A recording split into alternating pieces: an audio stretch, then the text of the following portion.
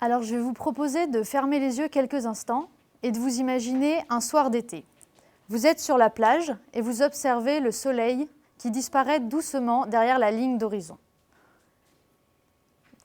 Vous profitez de chaque seconde de ce beau spectacle. Mais en fait, la réalité est trompeuse. Car savez-vous qu'au moment où vous contemplez ce coucher de soleil, le soleil est déjà couché depuis plus de 8 minutes. Et oui, 8 minutes. De la même manière, si vous avez un jour observé Jupiter, réalisiez-vous qu'en fait, la planète rayée n'était plus là où vous l'observiez depuis plus de 30 minutes. Et encore plus fort, si vous avez un jour observé Andromède, qui est la galaxie la plus proche de la nôtre, c'est avec un retard de plus de 2 millions d'années que vous observez la galaxie. Et ce phénomène physique est dû à un seul chiffre, 300 000 km par seconde. 300 000 km par seconde, c'est la vitesse de la lumière dans le vide. Elle est finie et indépassable. Et c'est pour ça que la lumière met 8 minutes à parcourir le trajet du Soleil à la Terre ou 30 minutes de Jupiter à la Terre, etc. Et ça, c'est la base de l'astrophysique. Plus on regarde loin, plus on regarde dans le passé, plus on remonte le temps. Finalement, l'astrophysique, c'est juste remonter le temps pour étudier et observer l'histoire de notre univers.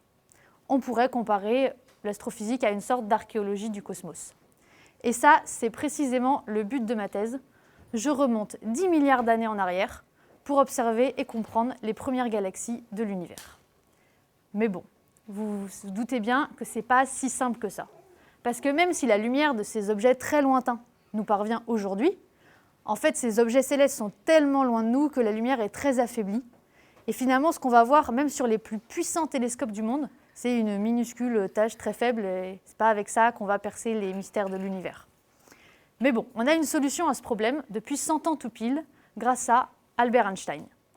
Albert Einstein, en 1919, a prédit l'effet de lentille gravitationnelle. Alors, pour ceux qui ont séché le cours sur la relativité générale, pas de panique, on va se rattraper. On va comparer l'espace-temps à une nappe de tissu tendue entre 4 poteaux. Si on fait couler de l'eau sur la nappe étant parfaitement tendue, l'eau va s'écouler d'une extrémité à l'autre. Maintenant, si on pose au milieu de la nappe un objet très lourd, que se passe-t-il? L'objet déforme la nappe et perturbe le trajet de l'eau. Et bien, l'espace-temps, c'est exactement pareil. S'il n'y a rien entre vous et la galaxie lointaine que vous observez, alors la lumière va traverser tranquillement l'univers pendant 12 milliards d'années et arriver jusqu'à vous.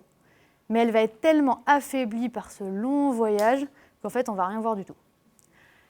Mais ce qui est cool, c'est que si, entre vous et la galaxie, il y a un objet très lourd, comme un amas de galaxies, cet amas va déformer l'espace-temps, perturber le trajet de la lumière, et c'est là que ça devient génial. L'image de la galaxie très lointaine va être alors naturellement amplifiée par ce phénomène physique, et on va pouvoir étudier en détail comment, il y a plus de 10 milliards d'années, les premières galaxies de l'univers se sont formées. Comme quoi, finalement, le télescope le plus puissant du monde, ça reste l'univers lui-même. Vous pourrez y repenser pour votre prochain coucher de soleil.